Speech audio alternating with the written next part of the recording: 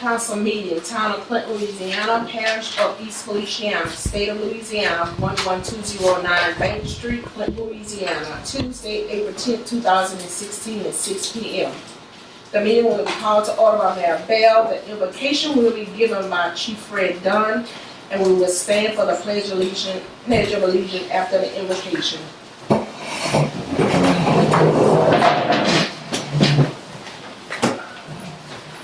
Let us bow our heads, please. Father God, we come before you tonight, conducting a town business, Father God. Father God, we thank you for the administrative staff, Father God, the mayor, Father God, the board of aldermen, Father God, as they lead this great town, Father God. Father God, let their finances come in, Father God. Let new businesses come in, Father God. Expand us, Father God. Stretch our territory, Father God. We thank you, Father God, for the maintenance department and the police department, Father God. But above all, Father God, we thank you for the citizens, Father God, the dear citizens, Father God, who live in the town, Father God. Let us grow, Father God. In Jesus' name we pray. Amen. Amen. I pledge allegiance to the flag of the United States of America and to the republic for which it stands, one nation, under God, indivisible, with liberty and justice for all.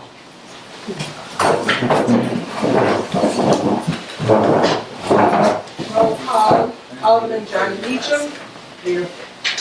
Alderman Mary Dunaway. Here. Alderman Mark Kemp. Here. Alderman Gary Matthews.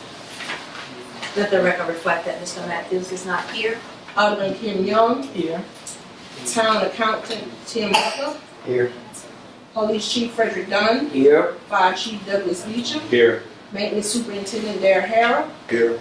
Town Attorney Charles Griffin. Let the record reflect Mr. Griffin is coming in at this time. And Mayor Lorraine Bell. Here.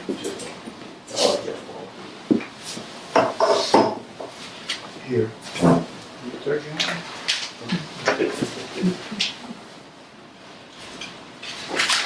At this time, I will entertain any changes or additions to the agenda. I do have one addition to the agenda. This week is National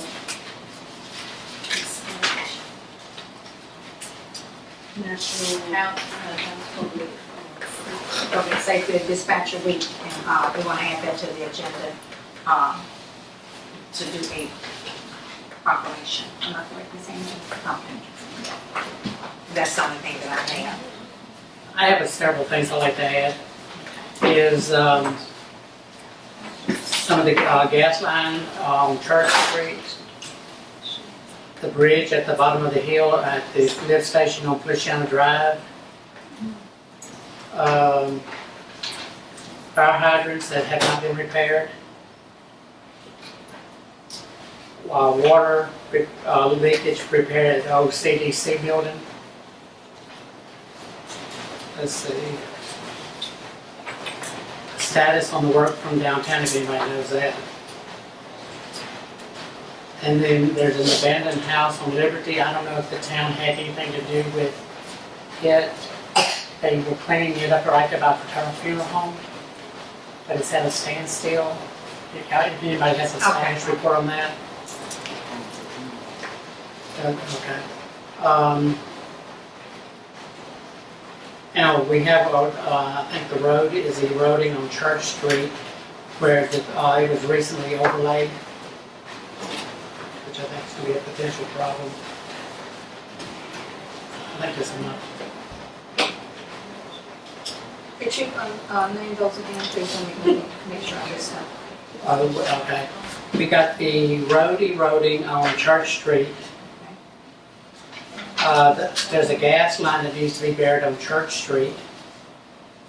Just get a status update on that. And the bridge on Feliciana Drive by the lift station looks to be weak. Somebody came to me with asking about that.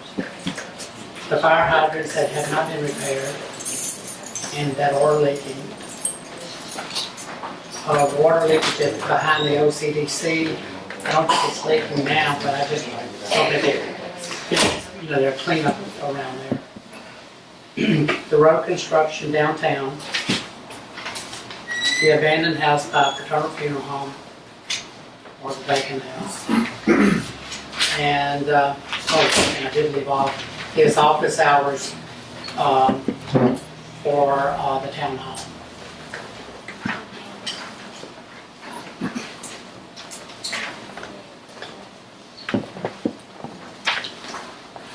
Okay, you've heard the changes, additions to the agenda.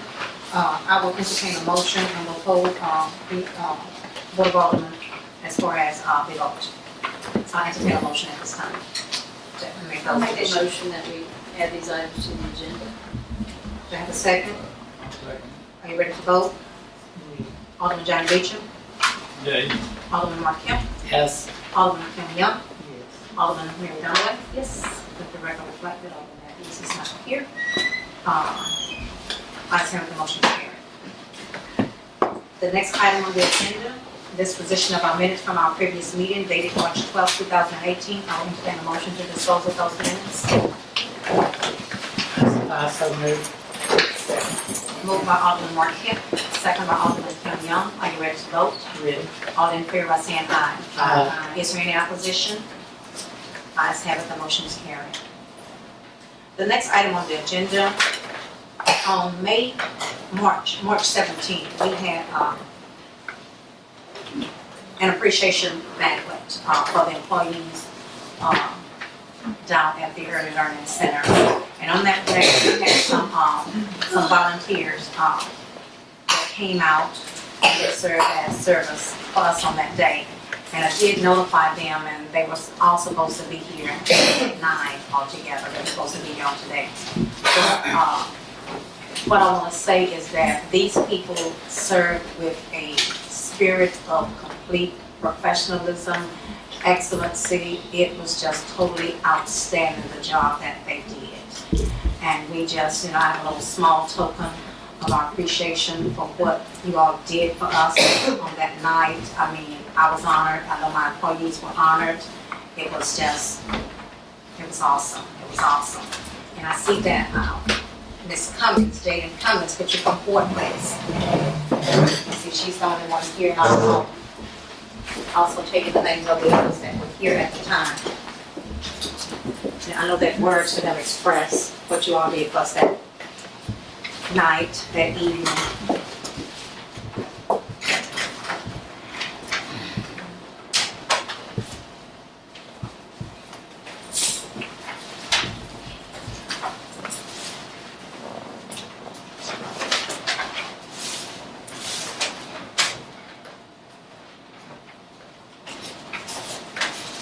Okay. Words could never express what you all did for us that day because you all treated us like pure royalty that night. And I could never repay you all if I had enough money. But I could never repay you all for what you did. I want you to know that I really do appreciate it. I know my staff, my employees appreciate what you did because they were really treated like kings and queens that night. And this is what the certificate says. We hereby express our sincere appreciation to Jaden Cummings in grateful recognition of your outstanding performance, integrity, and dedicated service at the Town of Clinton's Employee Appreciation Banquet, presented this 10th day of April 2018. Mayor Lorian Bell. Thank you so much for what you did.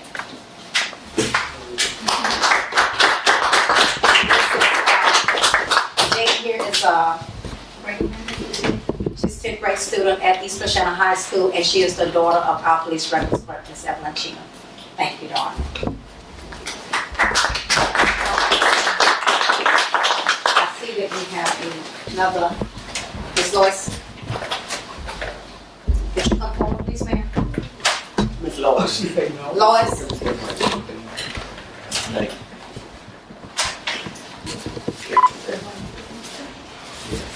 And your certificate reads the same thing on the night that you served as one of the service for us at our appreciation banquet. We really appreciate what you did. And this is our older sister, Lois Bell Haynes. We can never repay you for what you did, but, on behalf of myself and the employees, you treated them with royalty, myself too, and I appreciate you. God bless you.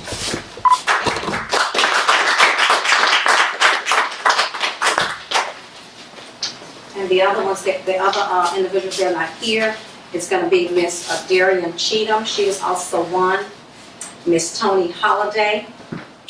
You want to take these? I think they en route. They en route? Okay. Miss Chanel Holiday, Della Davis, Renetta Harrell, Kenyatta Wilson, They're coming from down the road. Marsha Thomas. He's in, Mississippi. Okay. Let's just give that team, even though some of them are here, let's give them a round of applause.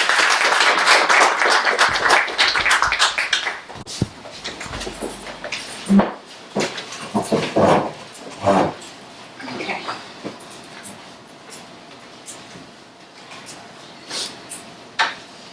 Mr. McClure and Miss Nikki Gill, proposed street overlay.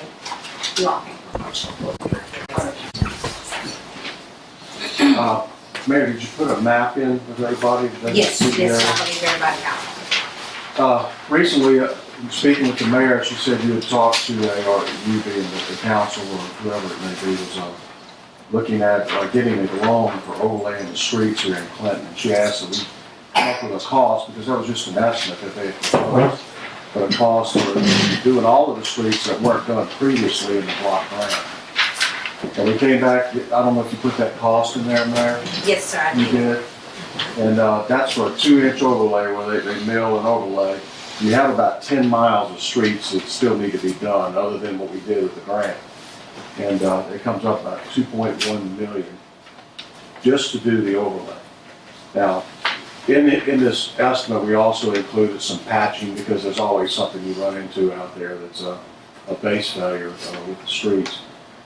But, I mean, if you have any questions on it, that's just an overlay cost. If you are talking about a long-term loan, I would recommend that you do a full reconstruction, because you don't want the loan to be longer than the life of the streets.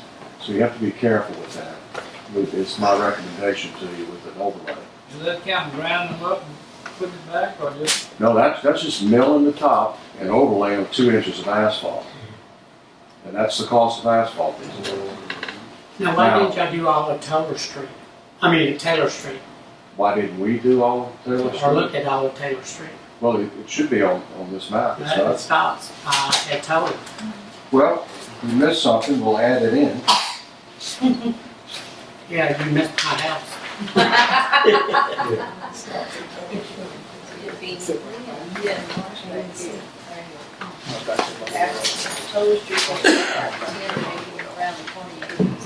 Oh, okay. And it goes up to the well and all that. Yeah. Small there. Do we have a Oh, quote on the complete? you live right there, huh? Almost That's at how the- almost at the end. Well, I apologize. That's an oversight on our part. We'll add that in. We Yeah, can It's not gonna be that much more significant. We're really talking 300 feet, 600 feet? I'm a bad judge of footage, but part of it goes up to the water well. Yeah, okay. We'll add that in. I apologize. And then they say they don't know where it actually ends. So I don't know, Well, we'd stop where the asphalt is, so, just as long as you go past my house. yes, sir. Just a ballpark of how long would the lifespan that would be? You know, an overlay, typically asphalt, if you can get 10 years out of it, you're really pushing it. And that goes with coming back and sealing every year, maintenance. 'Cause what happens is asphalt, it's a movable pavement. We call it flexible pavement. And you have to drive on it a lot. You've seen driveways that aren't driven on and they start cracking up. And that's what flexible pavement does. So if it's worked well, because it's moving when you drive it, unlike concrete. You can get, you probably get 10 years out, but even when it cracks, you need to go in and seal that, because water gets in it, expands, does different things. Now, one of the problems here in Clinton is that you have some bad soils too. And that's a lot of the problem with the streets out here. So an overlay, it's a big cost. I mean, it really is, and it is for any little town or big town, whatever it may be. But, the life of a loan, what they were quoting was 20 years, and you get 10 years, you're like, what do you do the next 10 years?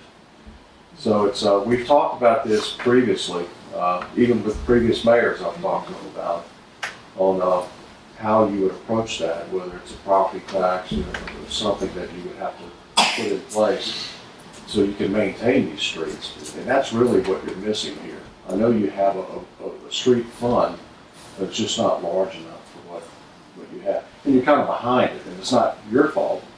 It's been going on for years and years that it hasn't been maintained. And so here it is in your hands now, and what do you do with it? So the loan is longer than the projected life of the overlay. Right. We're looking at a 20-year loan. This is what these people came to propose to, Okay. this government capital. Yeah. So, there's other places for loans and, approaches you can take. Like on Tyler Street, where you turn to go up to the water well, if you have a hard rain, you have a lot of water coming down that hill. And did y'all look at anything to take the water away? As part of this proposal, Yeah. we have just a lump sum of drainage improvements, because you don't know, you always run into them somewhere. Yeah, but I I don't think there's any drainage other than going across the yard. Yeah. And I think that presents a problem there because the town is always having to grade right at one of the junctions of Tuller Street, one of the dog legs, because the water just rushes down. Yeah.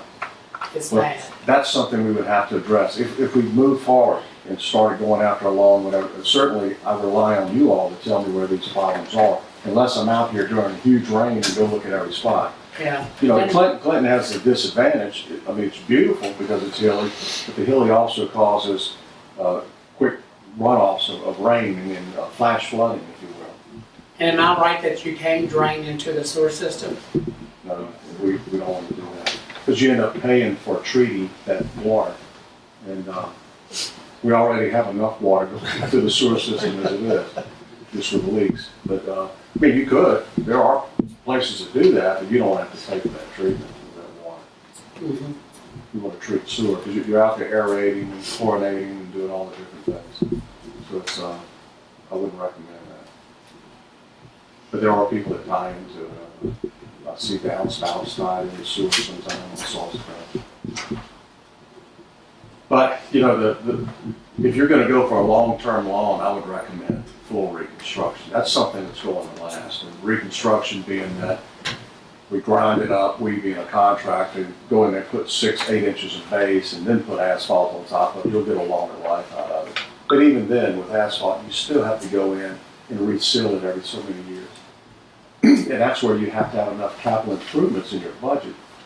That if you go after something like this, then you have the ability to maintain that system, the overlay. Just like your sewer plant and everything, you have to maintain. It's maintenance on the road. Yeah. And who gives us the bid on that complete reconstruction? But you would have to, a bid, like a contractor? Like we got this bid of 2.1 million for the overlay and patching. Well, I think this was just a funding source that said, if you wanted, we guessed at $1 million or whatever, this is what it would cost you. Am I right, Mayor? Yes, sir. That was just a funding source telling you that. Okay. They were giving you an example. If you borrowed $1 million, this is what it would be. Okay. That's why the mayor asked us to look at it, because you need an estimate to know what it's going to cost. Yeah. And she probably said, look, what if it was $1 Well, that's what I'm million? asking. Who would give an estimate on what it would cost to do complete reconstruction of these 10 homes? Reconstruction? No, I can give you an estimate for reconstruction. What is it? Well, I just gave you an overlay because when I saw Right. this is what I see is you don't have a lot of funding here. I know. I And then just you have want to $1 know million I just want right to know here. how much more it is. I'd have to run the numbers up because it's going to be, in addition to that 2 inches of asphalt, we're going to grind all that Right. up and put a base in. Right. I don't have that with me because it's going to be significantly more, probably double. Okay. Well, that gives me a ballpark. Not 10 million though. You don't know. You're really putting your foot on me right there. I don't mean to. I'm just. Yeah. Is it worthy of us looking into? Is it double or not quite double or 5 times more? I don't have any idea, so that's why I'm asking. At least I don't know what kind of recommendation you want from me, but what I've always told previous mayors is that you really need some sort of funding in place, whether it's a property tax or a sales tax or whatever, and start getting that in place to see what you can do. Because these roads are you're gonna be gravel everywhere sooner or later, and what do you do then? So we need to get, and so instead of saying we're gonna do them all, we did get the grant for you, but those grants are hard to come by. It took nearly 10 years to get that road grant. And they So how much did we spend on all these that are already done? And that was in grants, how much was that? and that was all, we'll go, Probably about $1 million. about a That minute. was 1 million? Okay. And that was in grants? That was a block, That was before me, so I don't know. Some was in grapes and some was, yeah. the town had some in their road fund, but a lot of it was, we got a grant for about 600,000 on LCDBG, and that's 100% grant. But like I said, that sounds like, well, let's just get another one. They're not that easily Right, I understand. gotten. Okay. You live in rich section. And they can only, the LCDBG has to be, it pinpoints certain areas. You have to have low to moderate income in that area that uses those streets. That's why we couldn't get a grant for some of the other areas. It's intended for certain locations, be it a federal grant. Now, who looks for grants? Do y'all do that for us? We do. The mayor gets information, she has information, she passes to us. But I'll tell you, there's not a lot of 100% grants out there. We've talked about USDA loan grant before. USDA won't do a grant with streets, they're water and sewer. But all the 100% grants we've gotten for you, that well you were talking about, that was one we've gotten for you years ago. Fire hydrant improvements, fire protection down in O'Reillyville we did a few years ago. We got those. The sewer plant. Right now we're doing a $2 million grant. We replaced all your lift stations, and we're going in and going to do some, we're going to talk about it in a minute, doing some lining of your pipes to help eliminate that water coming in. So there's grants out there, but they're hard to come by. The town's been very fortunate. You've got some really good grants, but times are getting tougher. They're harder to find. Government's tightening their purse strings. Well, I try not to put my opinions in on things, but Clinton's a beautiful town, and you really need the streets improved. And, whether you have public meetings with the townspeople and say, we want the streets improved, this is what we're gonna have to do. And we'd be glad to participate in that with you, or lead it if you want us to, on how we can come up, and of course, speaking with your advisors here, on how you can generate those funds. Because you really need some capital improvement funds where you're fixing the streets, but you're maintaining them too. Just smart business. So if you have any other questions, I'll be glad to work with you in any way I can. Ms. Mary, would you like me to come up with a full reconstruction cost? Does that cost us to get that? No, maybe. No, I would love. I'm free just for those sorts of things. So we have something. Yeah, I would like to know some sort of ballpark if it's double that or what. Yeah, the so truth that we being can is, talk you about can it. do more if you overlay. There's no doubt you can spread that money out much better with an overlay, and build an overlay, which is what this proposal is. And even if you say I'm gonna do full reconstruction, you're still probably not gonna get 20 years out of it, but you're gonna get a better road that you can maintain. That's the advantage you're getting. So if you went after a property tax or some other type of sales tax, whatever it may be, you could get into a program where you just overlay it, and you do so many streets per year on what you're pulling in. This doesn't mean everything in pink, yeah it is too. Everything in pink is what needs to be. Well, we did all of them. You may not, certainly we could sit down and prioritize these Okay. and come up with a list. I really haven't ridden into this subdivision in quite a while, Elm Street, Pine Street, Willow Street. I don't know if those are in bad shape Some and of them really need it. are, some of them. If there were areas that we could maybe put to the back burner and do some, or if there's an option of complete reconstruction for some and overlay of. That could be. And because I'm not getting paid for this, I didn't go into too much depth there and spend several Yeah. days out here. And I Okay, hope you can appreciate it. I do, that's why. But if we start moving forward, and I'm gonna do the work for it, then I get into much more detail. Like when we had the block grant, the mayor and I, Nikki rode streets and we identified bad areas, what we, where's the patching and sort of things like that. So I would get into more detail than that. We have 3 or 4 really, really bad streets we know of. The reason I did all of them is because if you leave one out, Taylor Street, Yeah, somebody's gonna say something. I know. And so I said, I figured instead of me making the subjective call of these are the streets that need to be done based on what I see on Google Maps or whatever, I'm gonna give it all to you. So, because if I only did half, you'd say, well, what would it be to do all of them? Right. So, Well, and we can look at the higher traffic areas, obviously. I don't know, what do y'all think? We should, I don't wanna make him do more than we really need him to do, but it would be nice to know Plan A versus Plan B, and how much can we realistically look at coming up with whether it's tax options, or whether it's increasing city limits, or whether it's collecting more property taxes and fines and collecting more, I don't know. Anybody else on the council have an opinion on? I mean, I think it'd be nice to compare.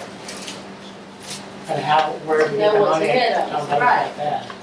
Well, but if we knew what was ahead of us, if it was 3.4 million versus 2.1 or 4 million, how much can we realistically plan that we'd like to come up with?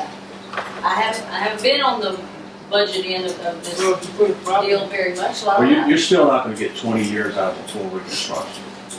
So if you're looking But at I'm a trying to 20-year go on long, your advice where you said if you're gonna go with a long-term, low-interest loan, then you wanna do a plan that you don't want the streets, you don't want you to owe longer than your streets are good. So I thought I was picking up on your advice. you are picking up on that, but in addition, I added to that that you still have to maintain it. Yeah, And where are you gonna get that funding to maintain? okay. And so you're gonna have to come up with something, some capital improvement fund that you have every year, that you can maintain the system of the roads. So is your best professional advice to do the overlay and just continue overlaying because we're such a small town with very little revenue? Yes, that is. Okay, My advice is not to get a 20-year loan to do it. I see, okay. Thank you. That would be my concern because we advise a 10-year-old. you could. Can you afford that? And that's still with the overlay and patching, okay. You know, Yeah, I don't know what kind of shape, we're in financially all the way. I'm as informed as I should be. I wouldn't figure we had 2.1 million, but how do we definitely need to further investigate how do we get to that? my How do we get advice, to that? my advice would be is that you set up some public meetings, public hearings, whatever it may be, and get input from the people. And then make them understand or assist them in understanding that in order to get there, it's gonna cost money. And how do y'all want us to do it? What's the general population saying? Do they want sales tax? Do they want property tax? What do they want to do? And that means getting that input and get a feel, because when you go to them for this change, for any taxes, then at least you know they're on board with Well, it. how would you put a sales tax on anybody in town? How would you put it? You propose to put it on the ballot. Yeah, you gotta vote for You it. gotta You vote. can't just do it. Yeah, you gotta propose it and. That's why you have these public meetings. Sales tax. So like we pay sales tax to the parish every month. Yeah. So we vote for the town to pay the sales tax to the town. Well, if it'd be a city, you would add a percentage, a millage for the, whatever you call it, Yeah. for the city tax. Well, that wouldn't be a sales tax, a millage one. Well, I used the wrong term, it's, but just the sales tax. I mean, I'm willing to pay all my sales tax to the town, and not give none of it to the parish. I can tell you that. Well, you're gonna add to it, you're not gonna be able to take it from the parish and use it here, you would have to add more tax to the town. I'm just, Well, I know, Pulling up I one know what proposal. you're saying, Yeah. I understand. I'm not saying Well, I that's what just you think have we to need to do. work up some proposals. If we did a 1 cent sales tax or a 0.5%, how much does that generate Right. proposed over what amount of time? What do we need to look at? And you may not be able to do all the roads in the first Right. 2 years. You say, Right. I'm gonna set up a priority list, and that way, it's like But paying you a gotta car start note, and you somewhere. just keep doing it. Yeah, and you keep taking care of the roads. we gotta start somewhere, so But, you know, the Suggest we do people that. just don't realize probably in the town that this is what it's gonna take to do this. But they do want new roads. But with our Oh, yeah. businesses moving outside the city limits, yes. the increase in the sales tax is not gonna help a whole lot. Because we just have a few businesses in the city limits. Well, I understand, Yeah. I was just using that as Well, one, yeah. I mean, property tax, whatever it may be. And then, you know, associated with anything else you can generate. I mean, you can get a low interest loan, but you have to pay that loan back, and then, I mean, there's so many facets to it. But then if you just do so much a year, it's gonna cost you a lot more to blacktop the street than it would be all at one time too. Well, if you do a large enough quantity, it shouldn't be that big of a difference. You're talking about a bit Let's of, say, I mean, if you do 2 miles a year, you know, they're not gonna come here and do 2 miles for what they're gonna come do 10 miles for, oh, no, you know. but if you can't afford it, you can't Well, I afford know, it. but I'm just saying. Well, I just think there are many, it's not your problem, but I'm just saying to everybody, there are many people in town, probably everybody in town, complaining about the roads. Oh, yeah. And so, we don't have this infinite amount of money. I don't know what we do have, but I think we need to have the public hearing, we need to let people know, this is the plan, this is what we've been proposed, this is what we're gonna need, and we gotta come up with a way to do it. You can't just do it for free. You gotta pay. And you have to do something, because it's just Sometime, getting yeah. worse. Yeah. I would love to entertain the idea of expanding city limits, however we go about that, but I do think we need to start with a public hearing to at least let the town people know we are talking about it, we are trying to come up with a plan, but it doesn't just rest in our hands. If we don't have the money in our budget, we gotta go to the town people and say, you gotta help us come up with a plan to get it done. I agree with everything you So said. anyway, I we think can talk before to you, them and see what we have and what could we pay for right now. Okay, what I do have on hand, I have been proactive in this as far as getting with the citizens, the residents that live here. I had Ms. Sharon to get me address labels of every person that live here. And when we decide on whatever we want to do, we're going to let us know that we're going to have public hearings, what kind, we need monies and we need their inputs. It was, it's just my suggestion that we get a nice letter, put it together, send it out, set the public hearing, and we would have to post it. But go ahead and get those letters out to them. We understand your concerns. You know, we want streets done. They need to be done. I've had complaints, you know, and complaints are well, but we just need money. Complaints won't repair the streets. Money. Now, I Take might money. consider So, having it at the courthouse, Yes, we can do because you it. can hold more people. This only holds about 30-something people. That's all. 38 capacity. We probably can talk with Dr. Sam, too. Chief can probably get with the school board. Oh, yeah, that's true. Yeah, they'll let us use it. So you're talking about US mail to everyone in the city. Yeah, I have the limits. labels already. That's They're already fantastic, ready. We can draft the letter. Then and they get it out won't to them. say, well, we didn't see it posted in the paper. Right. You It's gotta already, I already have the labels ready. We just draft the letter. We can go from there. do you mind me adding something to that? I think before you go to a meeting, you should have some information Right. provided That's to what them provided from before your we go. auditor or financial advisor on how much property tax do we need. I mean, you can look at your property, see what it is, sales tax, whatever it is. Come up and say this overlay here. Is this a We meeting have to that have you could something to look attend at. also? I'm sorry, what? Is this a meeting that you might could Sure. attend? So are we saying we're gonna hold off on asking him to give us a ballpark figure on complete reconstruction? Is that out of I our can league? send that to the mayor tomorrow. That's an Okay, easy he thing. can send it. At least I'll that just will be convert there. this over. I'm not gonna do any great detail. I'm just Yeah. gonna say full construction as opposed to 2 inch An overlay. approximate, okay. That's Yeah. good. Thank you very much. Yes, sir. So you throw another thing in, so maintenance on existing streets, what that would be. Yeah, annual maintenance costs, yeah. Certainly you want that a little bit more than you need just to do the work, so you can maintain it, right? Yeah. Thank you for your input. Anything else? No, that's it, well, I have the sewer open. The sewer, Next, yes, each yeah. lot. Any other questions for, hearing? So you're going to talk about the sewer.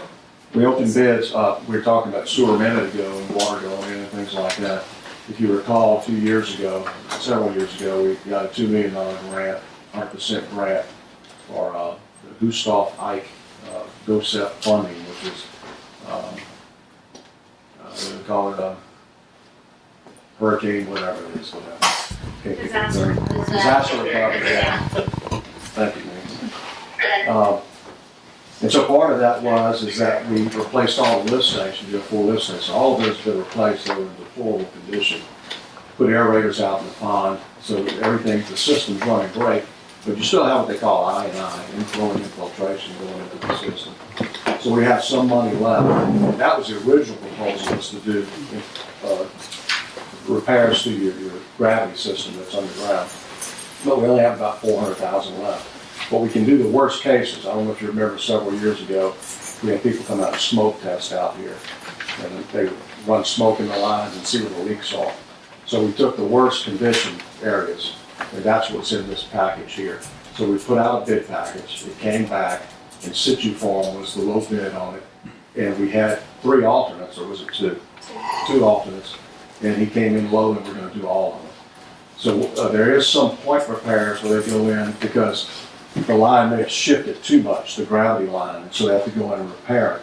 But in other cases, it's just slightly separated, or there may be a crack. And they go in and they put this liner in. I don't know if you're familiar with that. It's like a felt liner with a resin in it. And they run it through and blow it in, and they run hot water in, and it expands. And it cools, and then they take the water out. It's cured, everything in there, so you don't have leaks anymore. So that's what this project is. And tonight, in front of you, it's we want to go ahead and award this to in situ form as the low bidder, most responsible bidder.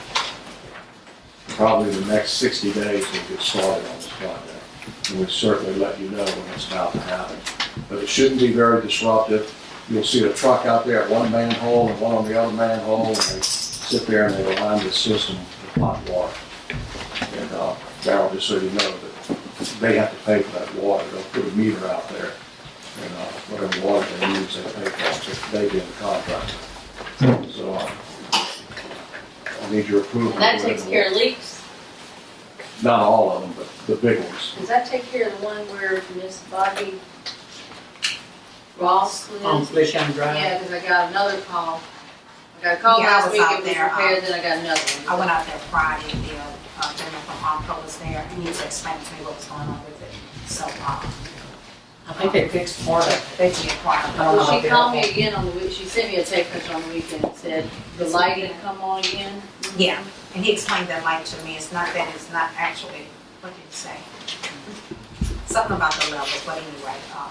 It's not on this afternoon, because I went by there today. Let me add to this. What we're going to line are the main lines in the street or on the side, in the city's right of way. There's still service connections going to the house. And I would say, and those are owned by the homeowner. You don't have any authority to go up and deal with those.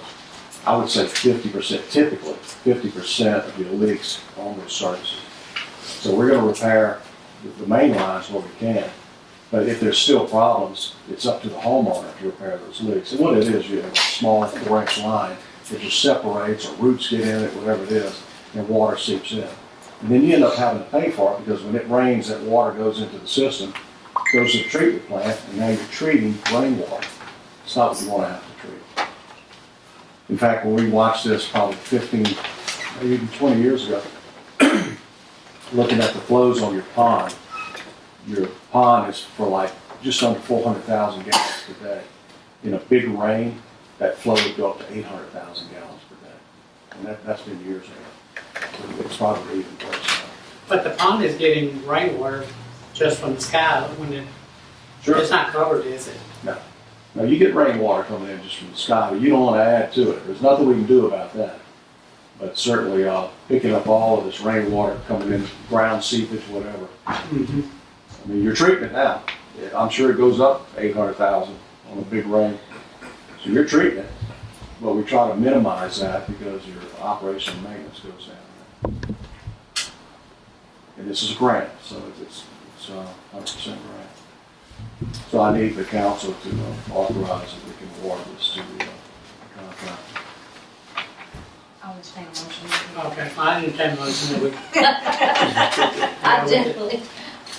I second that motion. It was motion by Alderman Kelly, second by Alderman Dunaway, that this bid be awarded to in situ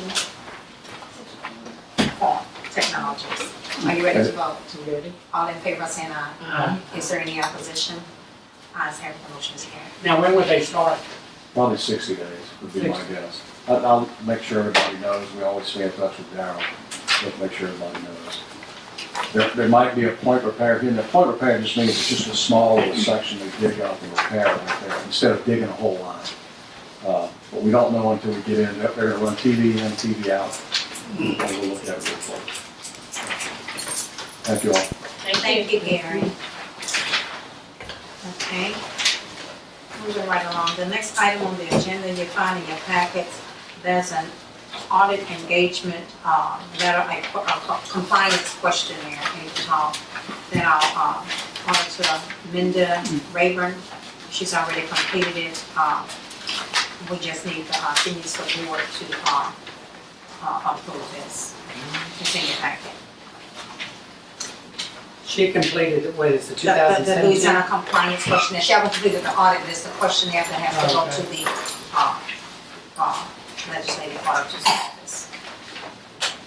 She's just keeping in compliance with what needs to be done, so she's. I do have a question on this. This reminds me, this ethics, when we were first sworn in, we had to meet some ethics requirements, which we met when we went to that meeting. Is that something we have to do annually? Yes, ma'am. Yeah. Where is that? Right here, the sheriff is the person, she goes, she's trained, she's a trainer from us, she can train us here. So Should we all do it at some time that you can let us know, or we just? She'll call, she'll set the class up, she'll just come in, and she teaches it. She's the ethics liaison person from our office. Is that something they do online? You We can- would come in here and do it on? No, she has the film, that's why the TV's over there, she goes and get her training and certified to teach it here. So y'all will get with us when we need to come down here? Yes, sir, she'll give you a call. Now, what are these things that aren't answered? If it is there, it doesn't mean that it doesn't apply. There, oh, that's her answers? That's her answer. Okay, I Yes. understand.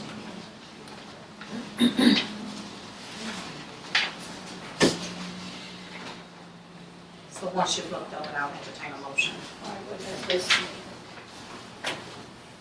No answer. Should we know property or things right?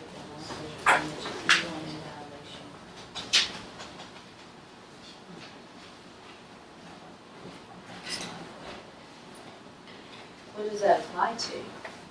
What type of property or things of value? That belong to us, that belong to the town, is that what she's referring to?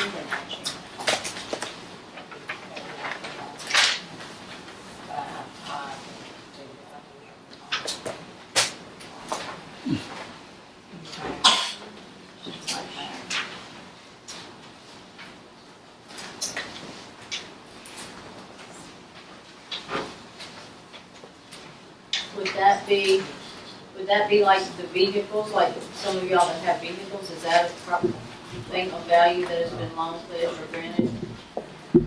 No?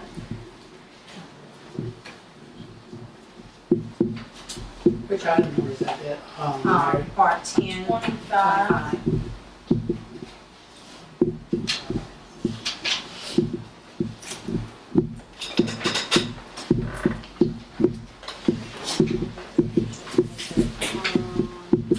Which I didn't answer that. I know, that's what I was asking. I would rather have an answer as to what that is, or an explanation of what they're actually questioning, to know if we need to answer that before I vote to say that we need to answer this.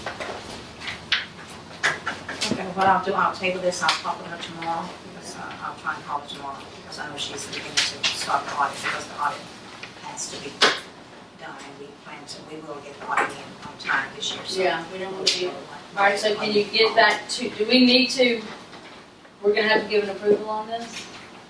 You got time to wait till next month if you table it and bring it back to us? I'll find out and see. Can they do a phone vote?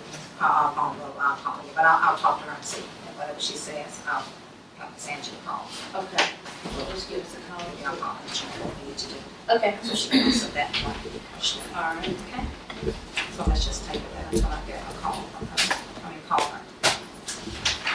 Okay, the next item on the agenda, this is done every year. It's the National Fair Housing Proclamation. They just sent a letter out to all community development block grant recipients to pass a proclamation just proclaiming that April is the Fair Housing Month. And you have a copy of that proclamation in your packets, and I just need a motion to go ahead and sign this. It's just something we keep here. We don't actually send it in. Do we just actually send them a copy? It's just something we do and keep here. We'll keep on file.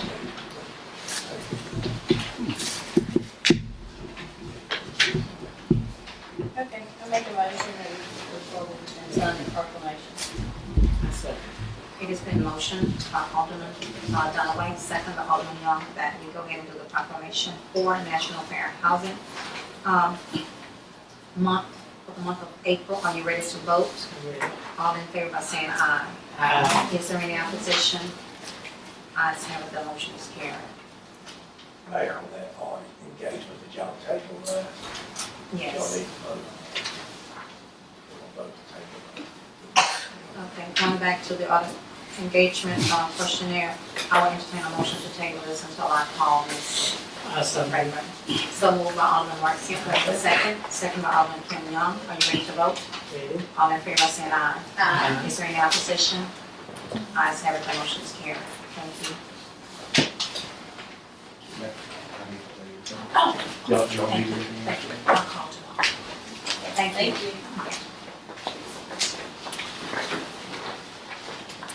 Okay.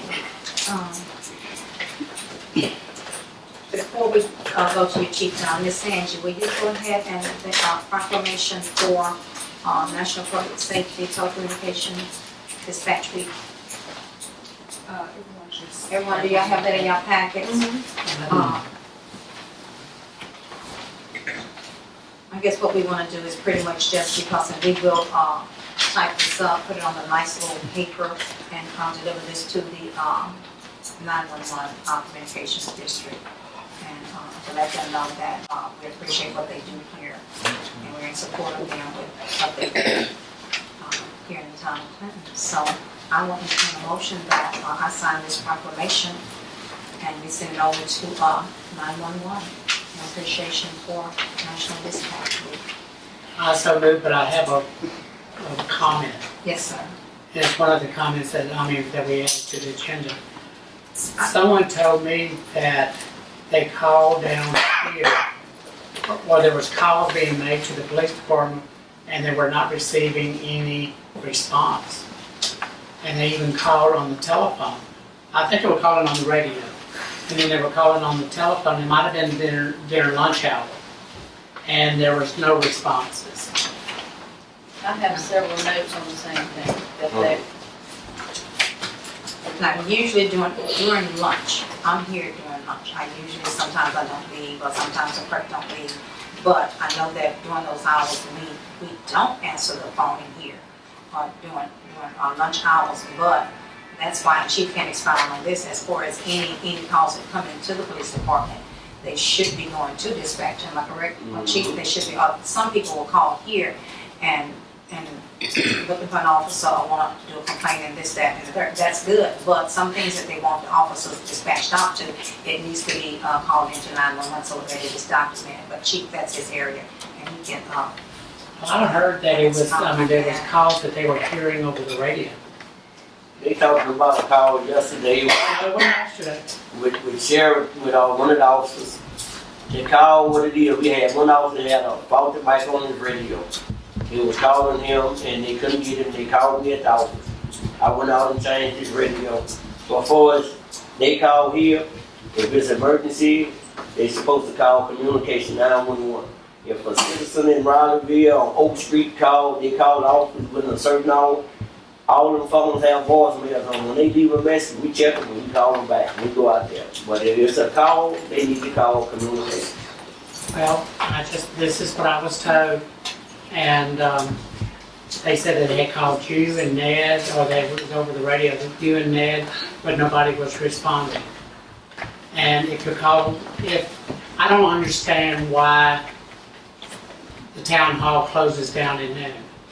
The police department don't, the town, Well, whatever, you know, if I'm not answering the call, something's going on.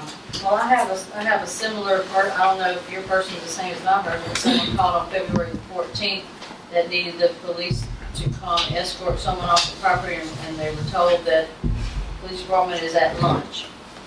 And she needed the person escorted off right away. I can guarantee can't nobody have- in the police department said that. What's that? I can guarantee no one in the police department Well, said because the that. police department didn't answer. And I'm quite sure one No, of my ladies did that. And I can put it like every call that them officers go on, before they go, it's on my phone. Before they dispatch, when they dispatch that cat, it's on my phone. That's right. Now, do you have a police officer that might turn his radio volume down because he's on the cell phone a lot? Oh no, the officer that was doing that, he's no longer with us. Oh, okay. But that was happening. Yes, sir. When it was brought to my attention, I came out myself and did the investigation and walked right up to him. I called him myself standing right there. Hold on a minute. I said, give me the stuff, you no longer will call me. Good for you. But I still think that the town hall should not shut down in a sense at lunchtime. Why can't they stagger lunch hours? We did that once, but as far as, and I understand what you're saying and the citizens' complaints, but as far as citizens coming in to the town hall during that hour from 12 to 1, first we don't take cash, and there's a drop box they can drop, and as far as the police department, they are accessible even during those lunch hours if they call 911, and I don't understand the reason that, we would have to just remain open straight through. Well, the thing about it is if somebody can only tend to business on their lunch break, why can't we be here to accommodate those people that need to come in from 12 to 1? And let's say Angie goes to lunch from 11 to 12 and she's here from 12 to 1 or whatever y'all work out. Banks don't close down for lunch periods.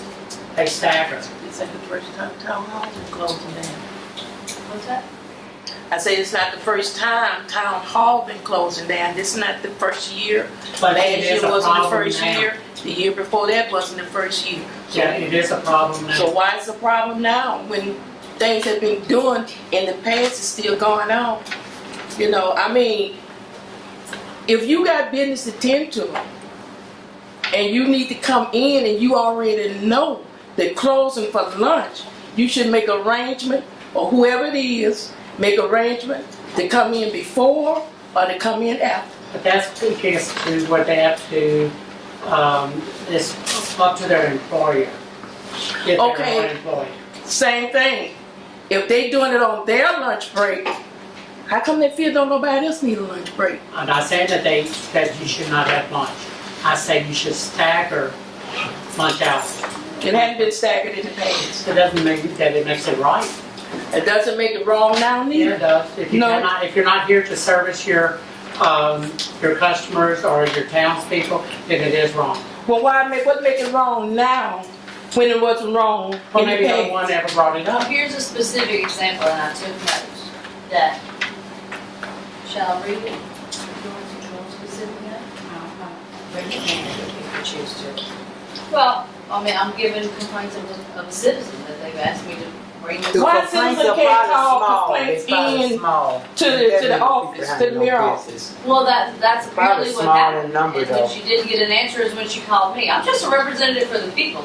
Okay, well, they need to come to the meeting like we do.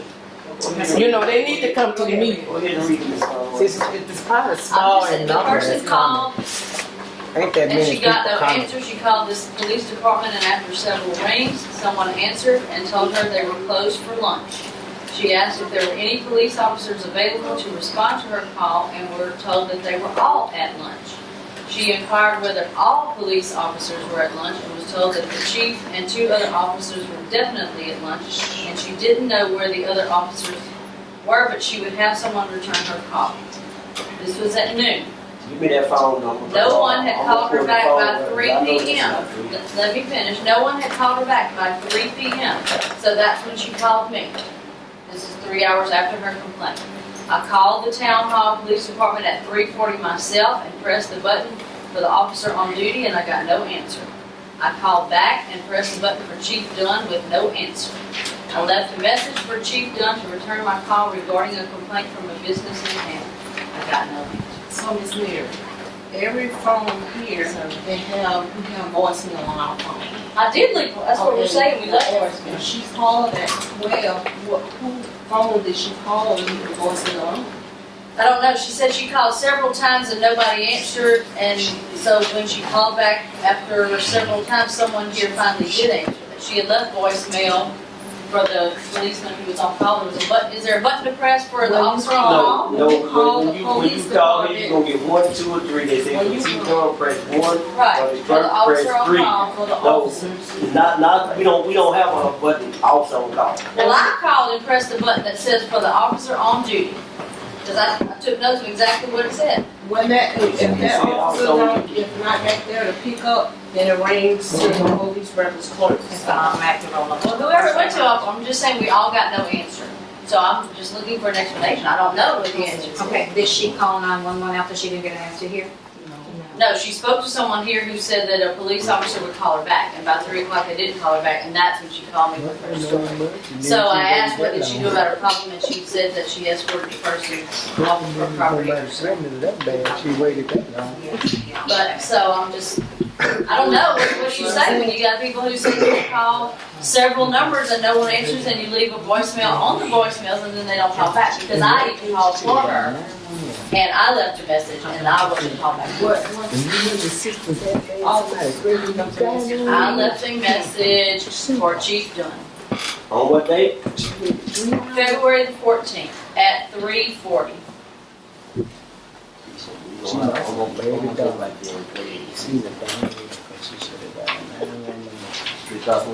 I think that reflects maybe a problem with what Mark is saying. If there are people who are complaining that the office is absolutely closed down between 12 and 1 and you have a situation, what do you do? The police department don't ever close. The police department don't ever close.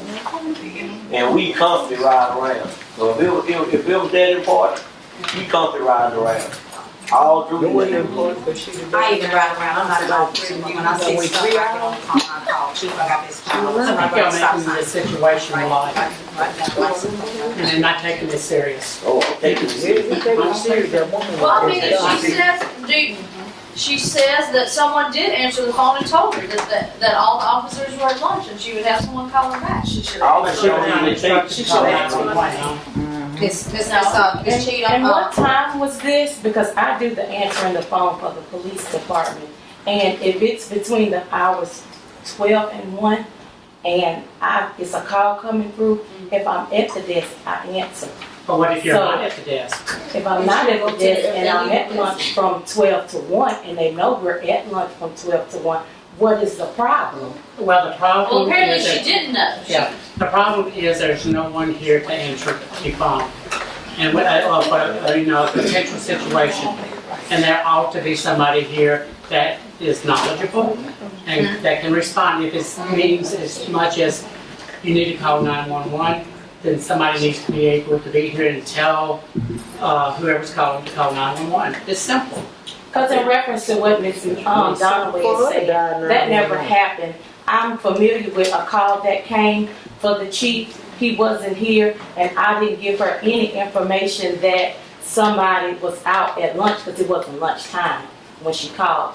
I took the number, I called her back. I think Demond Edwards was the officer, and I contacted him myself. She was called back.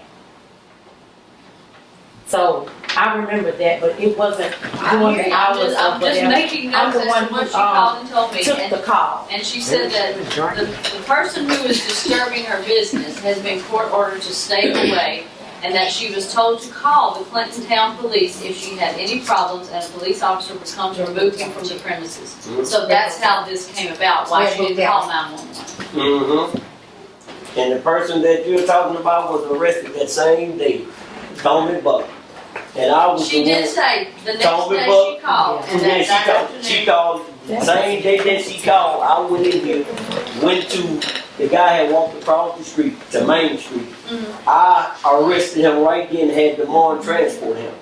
That same day. So I called her the next day to see if she got any answers because I didn't get a call back. When I called her the next day, she said she found out that the man had She been talked arrested to me. because she called here and talked to you, but that was the next day. Nobody called her that She day. said she wanted us to call her back the same day. This is what it is. Dispatch called us and say, you have an unwanted subject. Came in the store about to approach the store. When you call 911 and give a call and say you don't want to leave a name, how we know who we supposed to call back? I'm a concerned citizen. I just want to make a complaint. You want to leave your name and phone number? No. We arrested him because we arrest him all the time when we see him in Cleveland. Not just at our store. He was arrested for sitting going in Brent Howard's store. He was arrested just for walking in the clerk of court office. Because all he do is come up from the state line, come in town, and drink. Mr. Leslie Legan called us the same thing. We arrested him. But her complaint is that she called here to get somebody and there was no one to answer. So what do you want me to tell her? Call 911. Call 911 if it's a person like that. If it's an emergency, she needs to call 911. And another thing, if he was banned from my store, I should have a letter on that board like that saying he was banned from my store. That's why I have it. He was court ordered. These are notes that I took from her. You know, I don't know. I'm just taking her So if he complaint. was court ordered, we Court ordered to stay away from her business and that she was told to call the Clinton Town Police if she had any problems and a police officer would come to remove her. If that's not accurate, I want to know because I want to get back to her and tell It's her. not accurate. It is only one person in the town of Clinton that's been banned from 2 businesses up here. And I'm quite sure y'all know who he was. He used to work in the maintenance department. He used to white cars and different things. I'm not gonna call his name, but So this man is not banned that you know of. he's not banned from my store. See, if you tell a person, don't come in my store. If you don't give it to us in writing, if you call us and say, I don't want him in here, I told him not to come in here, by her telling us that, we're gonna arrest him on the spot. Well, she said it was court ordered. She didn't say she told him not to come back. She said it was court Well, if ordered. it's court order, he got to come to us in town hall to be enforced. Yes, ma'am. And as far as it, to settle everything, it's really, to me, not a matter of what time lunch break. If the citizens know that you were gone to lunch, if you got a payment, put it in the drop box. If you got an emergency, call 911. Even if you don't get the officer or the chief, call 911. It's always a way to cut down friction, you know. Or maybe you are advertising in the paper, because maybe not everyone knows to call 911. I'm gonna make sure I'll do it all the time, but I guarantee you pick up that phone and dial 9357. It's gonna plainly say if it's an emergency, dial 911. But I'm gonna make sure somebody's in here for the police department at all times. But it says it on the phone, no dial number, but I'm gonna make sure someone in the family be here myself. Then you're gonna start getting complaints, and no officer out there riding. No, they gonna ride, I'm gonna say in here. And then they gonna make them like you sitting in the office all the time. Yeah, that's gonna be tough. Okay, Chief, since you wanna go ahead and do your report now, please, son? Yes, ma'am. Police Madam Mayor, Board Alderman Police report for the month of March. Citation issue was 104. Calls made was 12. Arrest was 3. Sum was 0. Burglary theft 0. Outstanding warrants is 1248. Case filed to the district attorney was 1. Last month I came before you all and asked for the actual amnesty program. The amnesty program started on March the 19th to run to April the 30th. As of today, 4/11/2018, we have collected $7,048. $7,048. Yes, ma'am. Out of state, we collected $27.46. In state, it was $43.02. All of them funds is going in general funds. Normally with amnesty program, in the last couple of days before the program, that's when the spikes and picks up. When's the last day? April the 30th. Also, we gonna switch from reported that which costs us anywhere between $3,500 to $3,800 a year. For that system, we go into what they call CPD Quick Pro, which is approved by the state, which roughly gonna run us $150 a month, because in the regional switching, it does direct reporting to the state and the federal government. Reported that we had to do individual reports. Now, what system you going to? CDP Quick Pro. The Aaron White is the technician. She actually comes out and trains us on site. She's gonna be here from the 17th through the 19th to train. She's gonna come install it on the computers with the clerk, myself, and the assistant chief. Then she coming back as we need her with officers to give a class on. It's just going to track what? It's gonna track everything. Everything being? Everything. Like if she say tickets, reports, UCR, because see, what we have to do, we have to file monthly reports to the district attorney's office, to the state attorney general's office, to the attorney general's office, to the FBI and everything. When we write one ticket, before that ticket is written, when that light goes on in that unit, $45 automatically goes to all these other agencies. And it's gonna report out that if the new system we gonna have, just gonna use Mr. Johnson for example. If we have a violation, we come up to him, we get his driver's license, his ID, we gotta scan. We scan it, he automatically in the system. I can come back 3 years from now and it'll tell me what officer dealt with him today, what time, and what location. Because we gonna put it in by zones. That's gonna help prevent, like you say, that call came in. It's gonna show officer production from the day he came, from the time, from the second he came on to the second he go off. It's gonna show every hour on this unit. It's gonna show everything. And like I said, we going from $35 to $3,800 a year to $150 a month because we're writing tickets. And what we like about it, me and the mayor sit down and talk to the clerk. All these outstanding ones we have, they actually collect on our behalf. And it's not costing us anything. And the money's going, they still can pay their tickets online, but they collect the outstanding ones. They are following with the DMV in the state. And when do y'all think y'all go live with this? 17th through the 19th of this month. She'll start the training. She'll start the training on the 17th through the 19th, because if not, when that bill is due presented for reporting is it this month or next month? You said 17th to the 19th? Yes, sir. That's the outstanding ones. How long a period of time was 4,000 build up? How many years? No, that is a typo. It's not 4,000. Outstanding warrants is 1248. Well, you got 42, 40. I think that's a typo. Oh, okay, all right. I thought that was I was wondering how long a period of time. What's it supposed to be?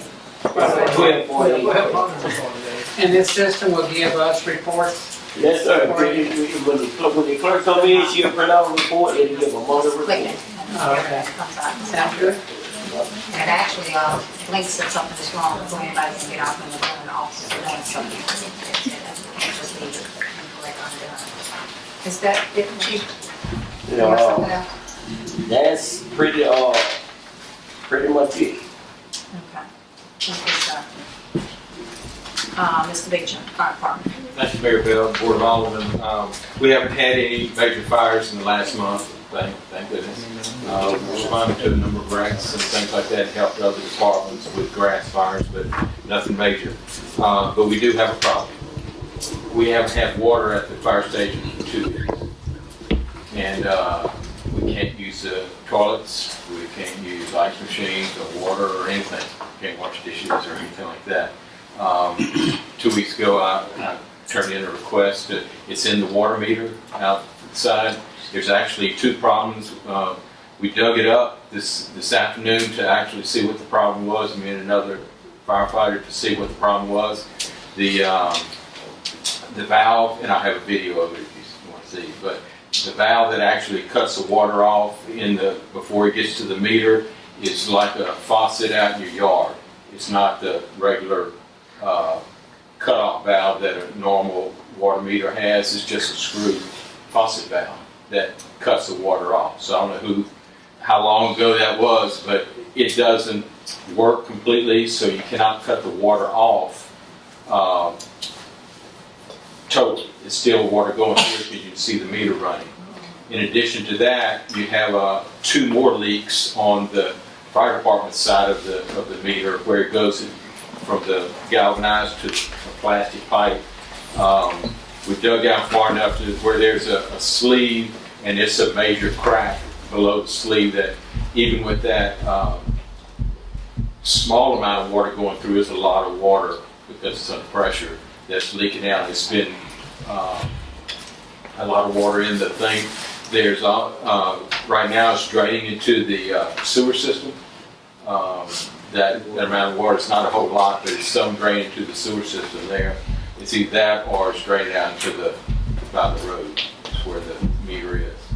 And we'd like to get it fixed.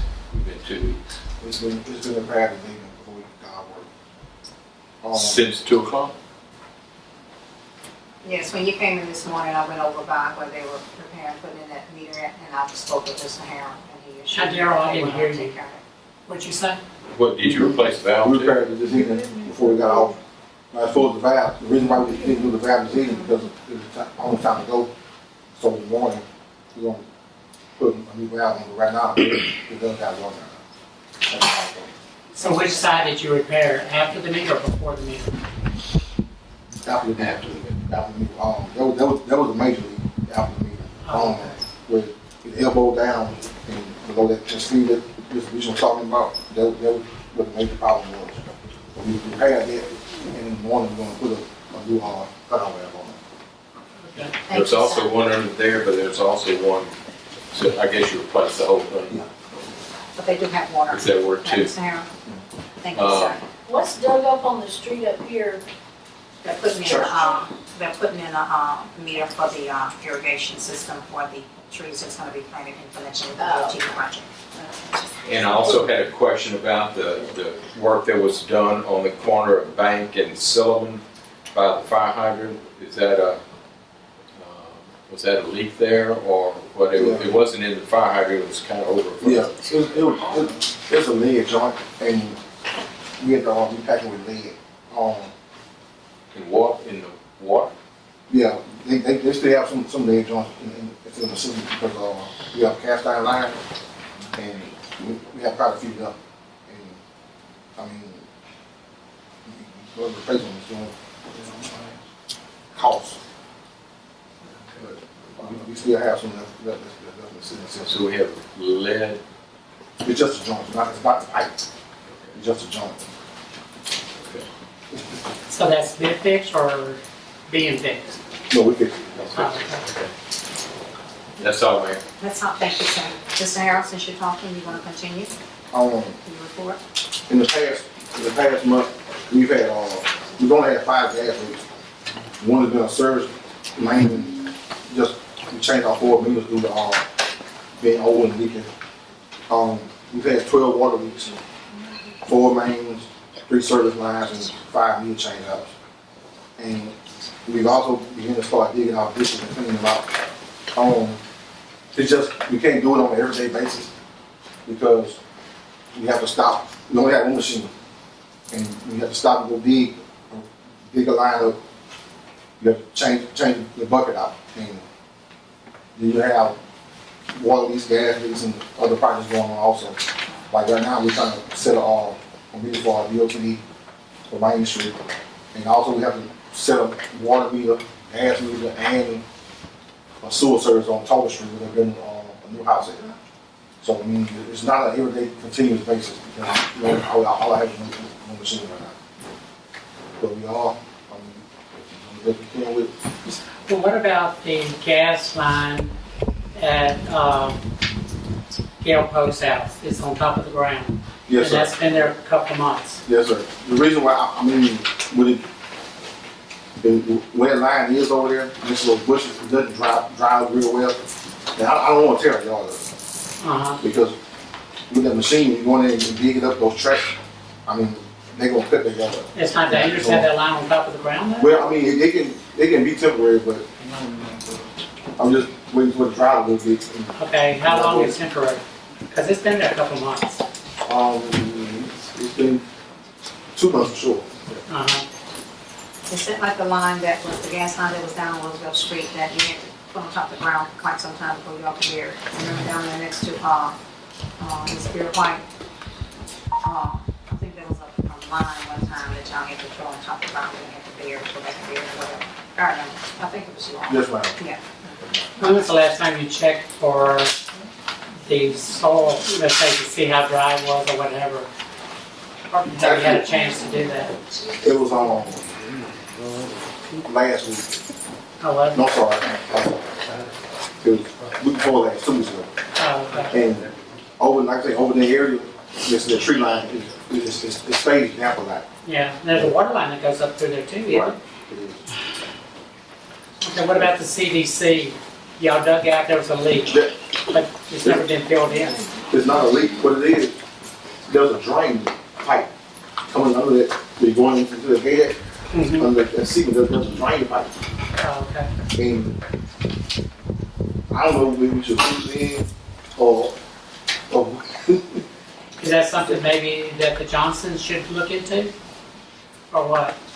well, I mean. Because if it is, I don't mind telling you. Right, I mean, it has to go somewhere, so I mean, it has to drain, but But where's it coming draining from? off the top of that building and. Oh, the gutters? Gutters are going out into that cement, and Okay. that's what it is. Well, I don't mind mentioning it to Judy, because they mean, you know, if it'll help y'all. Okay, Ms. Harris, go ahead to list some other things that, was added. And I saw that the bridge by the lift station, because I asked, on accident, did y'all get that? Pothole patch and stuff in? Yeah, they said it does. They filled So you it. got some in? Yes, ma'am. Okay, all right, so y'all got some in, so just. Y'all filled it in? They haven't filled it in, they just got some in. Well, Oh, I you hadn't been got over some there patch since, Yes, we got some patches. yesterday, when she said, they were putting our asphalt yesterday, but I didn't pull them in. Sir. That bridge at the corner of Feliciana, near Feliciana Bank, Yes, with the little wood railings, right, they got right, patches. okay. Yeah, I know someone from Charlie's called and they were concerned with their, the weight of their trailers and such, or whatever they dig graves with. Well, there's actually a culvert there. Huh? There's a culvert there. Yeah, and we were talking today, and I think, It ain't, the culvert may need to be replaced if Oh, that could okay. be a problem, so we're gonna. as long as y'all looking Look at it. at that, yes, we're Bob, looking at what's it. over right now? I think it is. I think so. I think what's the problem with it.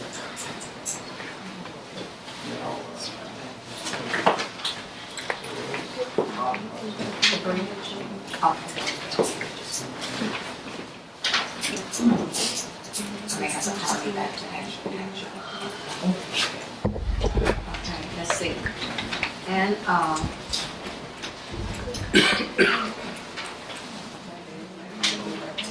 oh, I'm sorry, I need to go back, I do apologize, to the, voting as far as the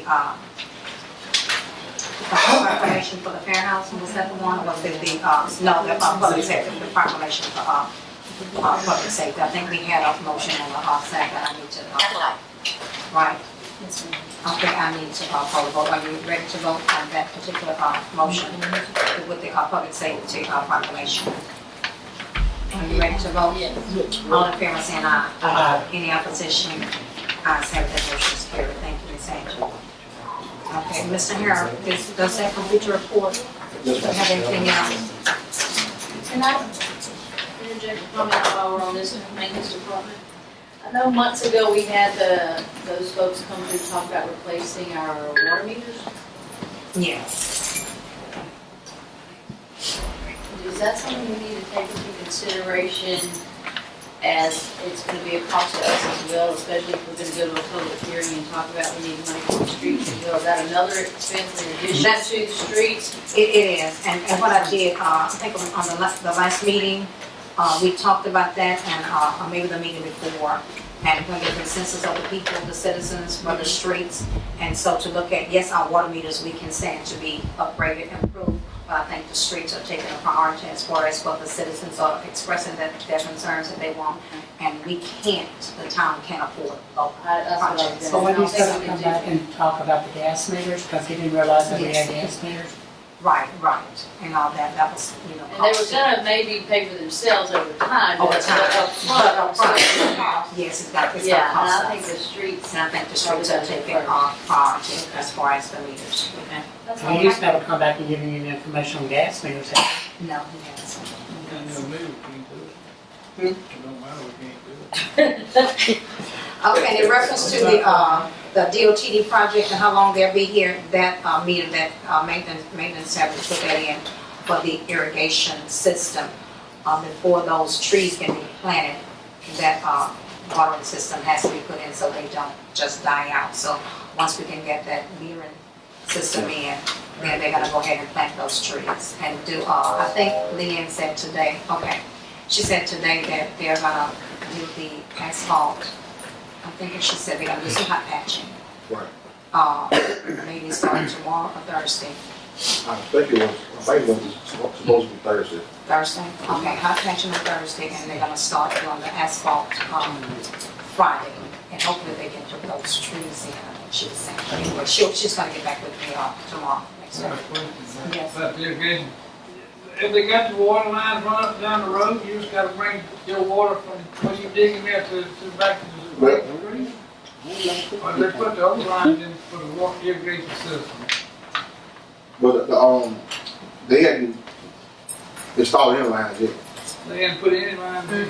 No, sir. Well, I saw some white pipes.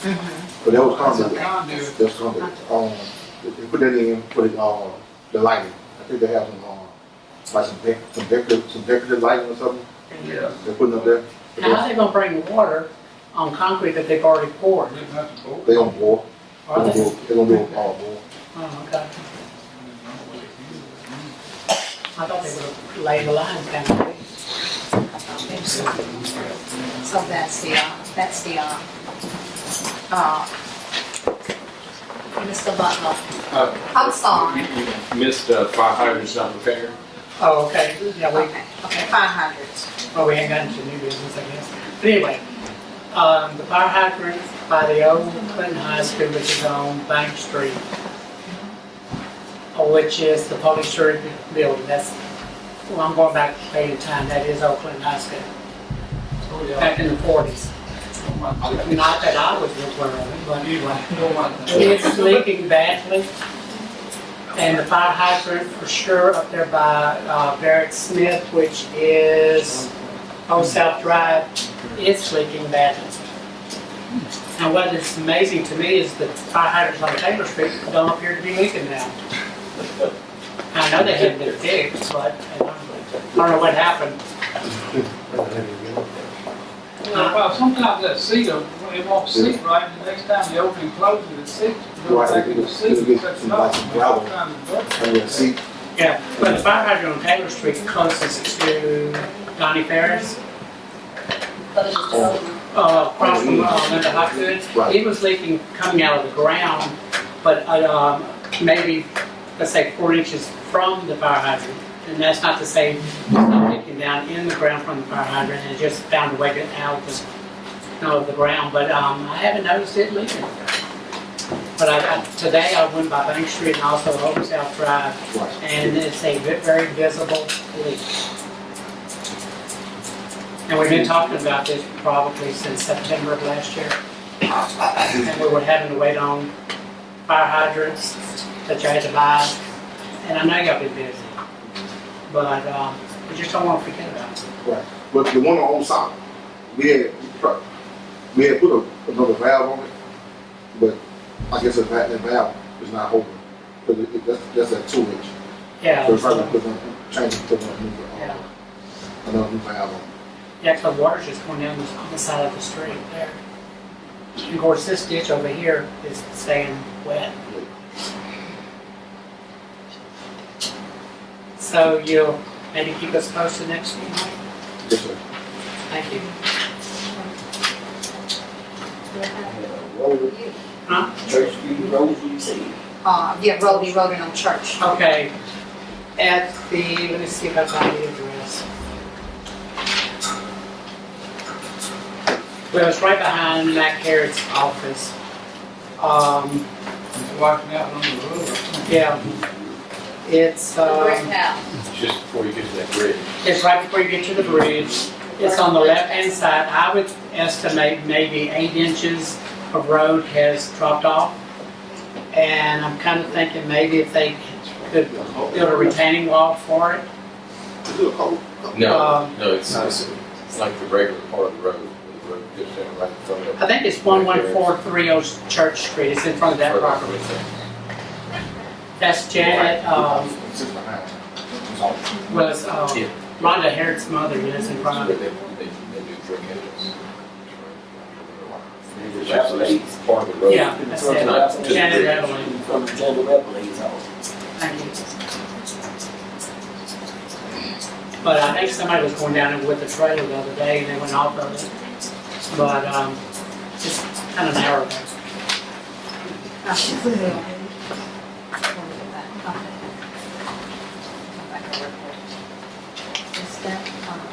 I'm gonna let Mr. Russell do a couple of that.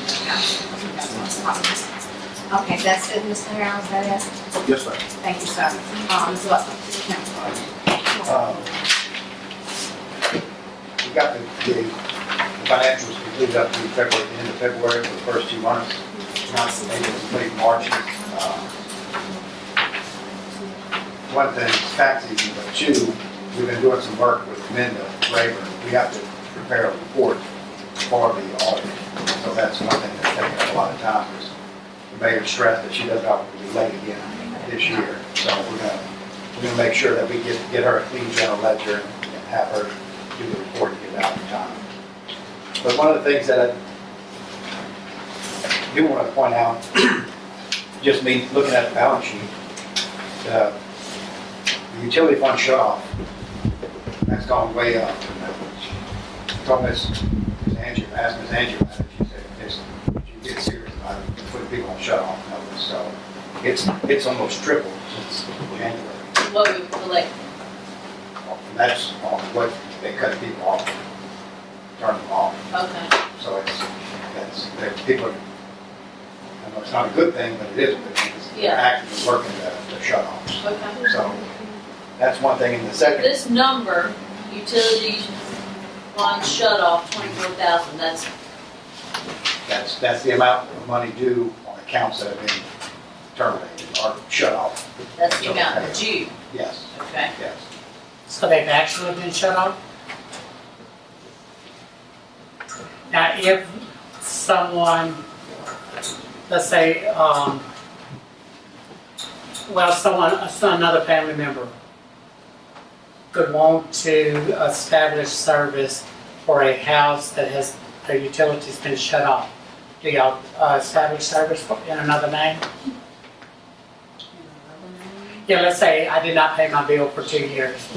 And then my sister came in and she wanted to put service on my house in her name. Which I did that. If there's a past due for that residence. Huh? Well, that's good then. I'm reminded, Mr. Hicks even told me one time, ask them for a bill of sale, did they sell the house? I just heard, someone told me, well, I'm past due and I can't pay it, you know, and I'm just gonna get so-and-so to Put it in their name. put it in their name. But that's not Does that work? I was told that too, it's not gonna work. Well, we gonna ask for That's Mr. Hicks? way up there. Bill of sale. So help me understand this whole column of accounts receivable. Utility fund accounts receivable other, 175,000, that's what's owed us? That's now that's for the life of the town. That's since they first started the computer. Now that's something that, and I'm probably gonna do a report on that and present it to y'all and see if y'all wanna do a 5 years back, take it off the books. Something, it's carries, but most of that is probably uncollected. And would it be, could it be water, gas? Be either or, yes. Oh, Water, okay. gas, and sewer. Some type of utility? Some type of utility, yeah. And I can tell you, most of it's old, and I think even a portion of that, was it 10 years ago, or something, they wrote off a bunch of utility bills. Yeah, and that's I what think some people have been throwing at me. They Yeah, wrote them off that's- 10 years ago, why? That's part of that. It's been more than 10, 'cause I was. It's been a long time. $128,000. Is there any tax benefit for write-off? No? No. You lost, But if we collect, we apply this to our streets, that's gonna be my campaign. Get your flags on your banners, baby. I'm with you. somebody just a load of gravel. It's money in our plush, right? Yeah, okay. So 8,000 was this past month, and 24,000 is, Shut off. Yeah, that's probably 90 days. okay, okay. And the 85, again, that's, we're not going to do the deadline. So that's not, Right, that's not a okay. bad number. That, it usually stays around that number. Okay. And the other part I want to point out is the property tax.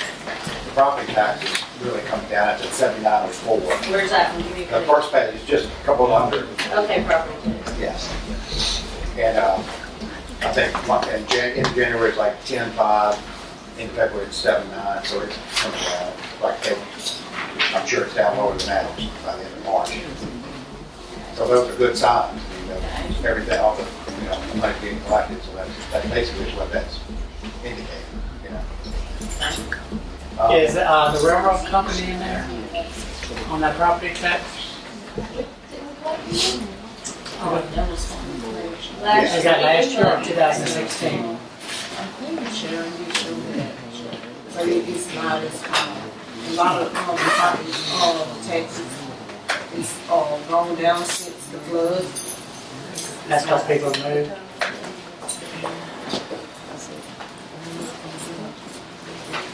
And then total, after 2 months, the town's to the positive $9,000. So we're on the good side of the coin. Thanks for not having red. That's all I have. Any old business? Mr. Hicks, as far as old business, could you bring us up to par on what we're doing with our blighted and abandoned properties, please, sir? Last month, we had a meeting and condemned 5 properties and gave us 6 properties 60 days to get some improvements made. Of the 5, 1 set on Railroad Street had been torn down. It's gone.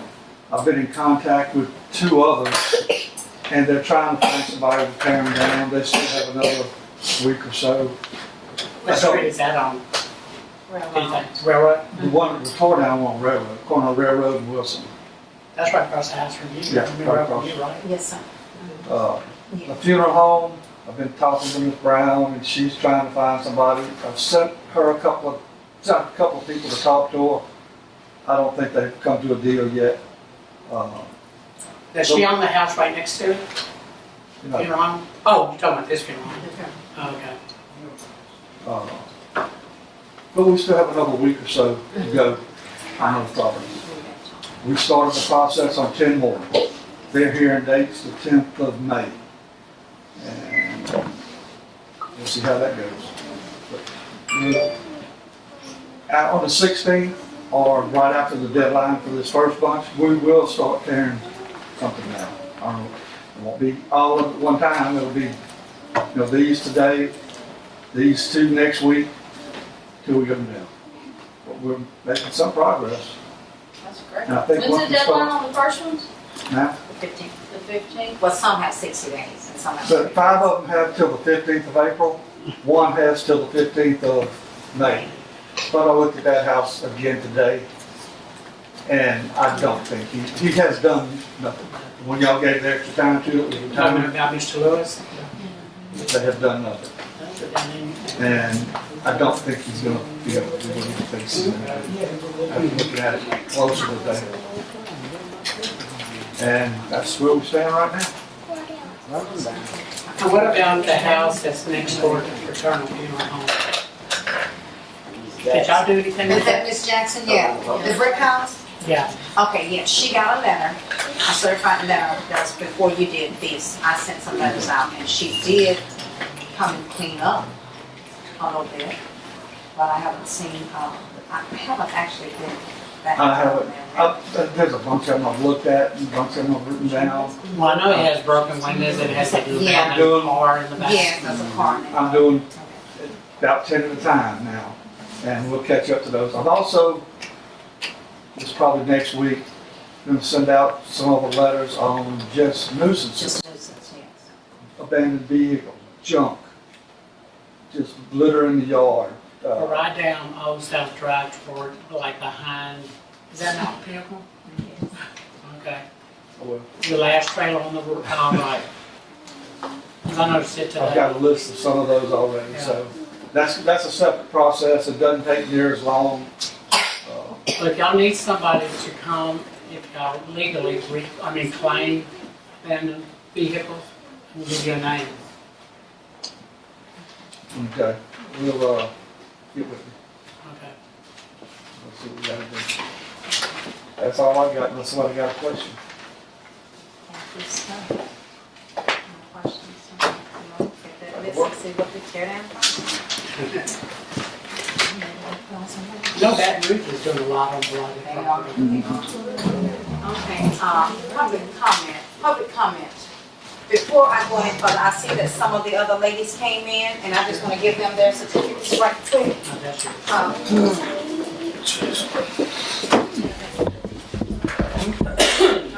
Miss Renetta Harrell.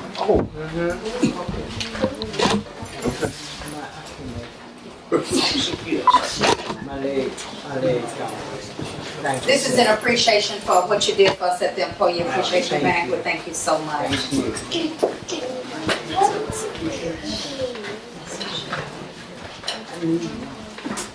Janelle Holiday.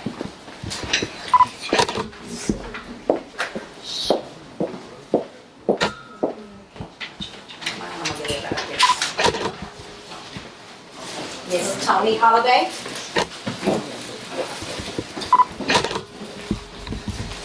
And Miss Daria Cheatham.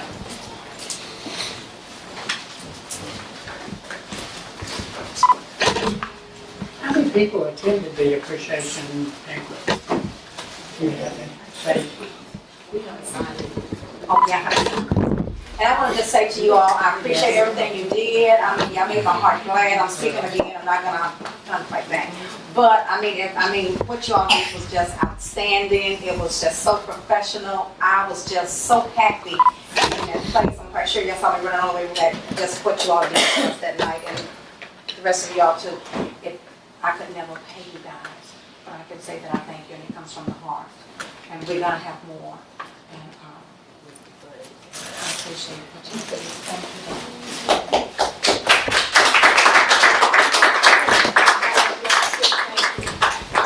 Y'all, and they were so uniform, they all They were were black and white, And I like they want were to say, real. I want to say, I want to thank, Mr. Johnny was there. I want to thank, Mr. Kent Mark, I call him Mr.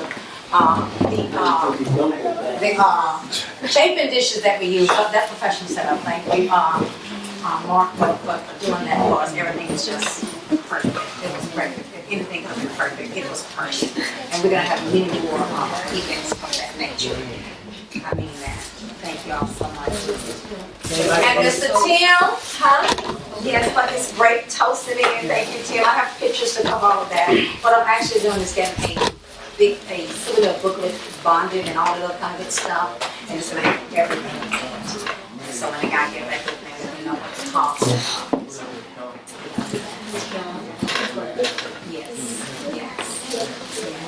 Yes, Ms. Young, for that great prayer. You blessed me. They called me in the midst of it. Okay. anything I need to borrow, stuff, you can call me. Thank you so much. I mean, it was just awesome.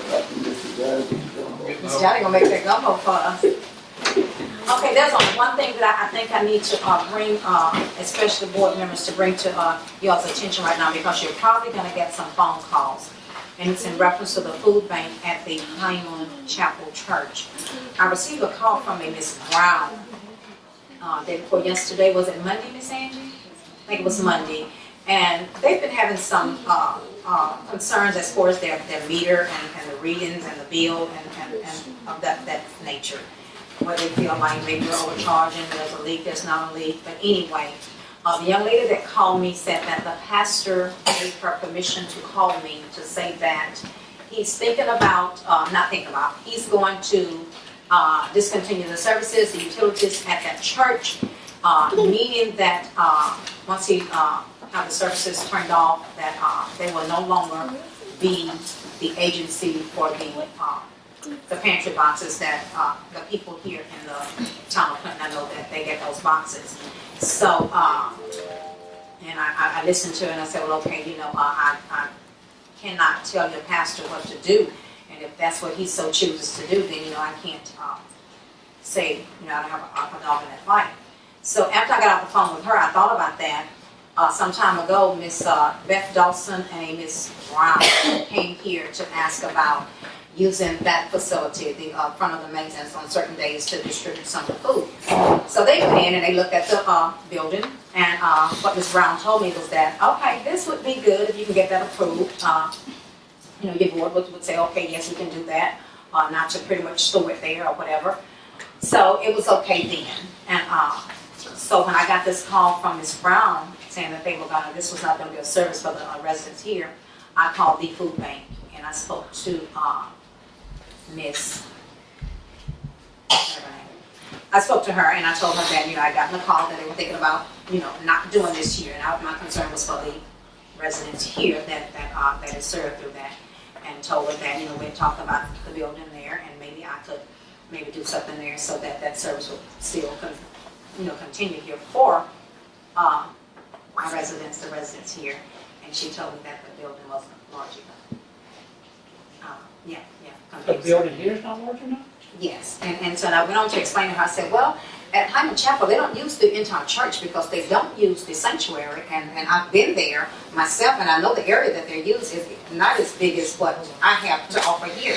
It's like the size of this room. Okay, but then she goes on to say that, well, you won't only be serving, and I broke it down, I said, I have 1,653 according to the census, maybe 900 customers, I say so, and maybe only half of that or not even half get the pantry boxes. So I think that I can accommodate those people. She said, well, we need to serve Woodland as well. So Woodland was thrown in. So I said, okay. And I saw that I was not going to get anywhere with that.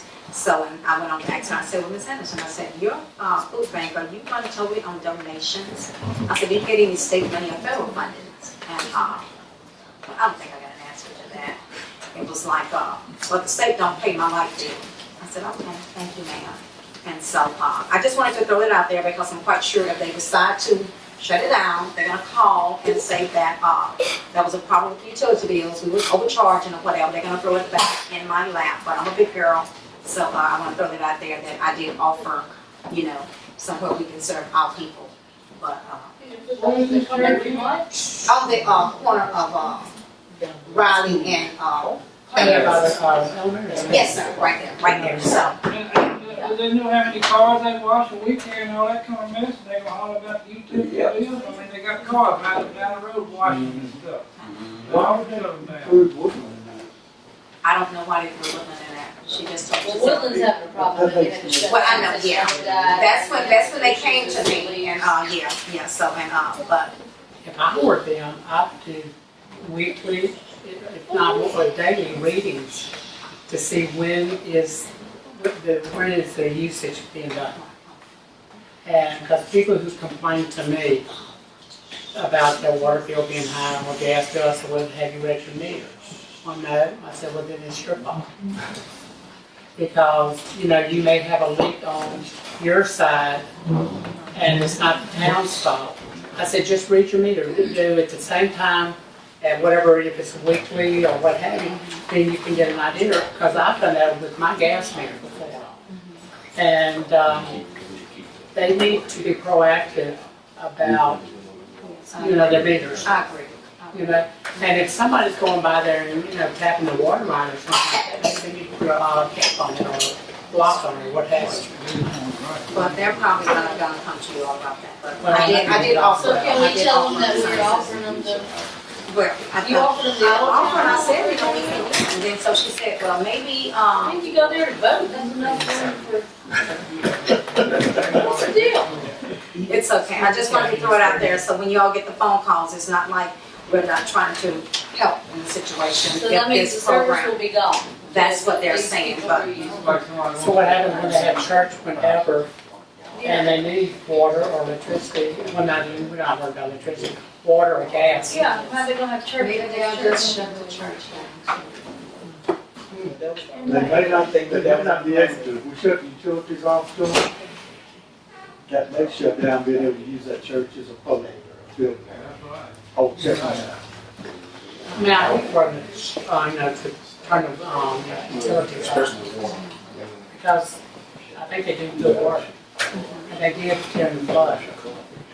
Because I worked in there. Was the pastor there during the week when he watched it? I don't even know who the pastor is of that. That's not, AME on that, there's a conflict between the Spears and AME. yeah, and that's what's That going on. church land was donated to the AME, and Miss Spears went back in there and tried to take it back, and, but it belonged to AME, they just said they didn't want to conflict, they walked away from it, that's why it's going It's to an impossibility. They don't want to be in the same sandbox. Well, that's all I have. If there's nothing else, I will entertain a motion to adjourn this meeting. I saw it. Moved by Alderman Mark Kemp, second by Alderman Kim Young, that this meeting be adjourned. You ready to vote? Ready? All in favor, saying aye. Aye. Any opposition? Ayes have it, the motion is carried. Thank you. I don't want to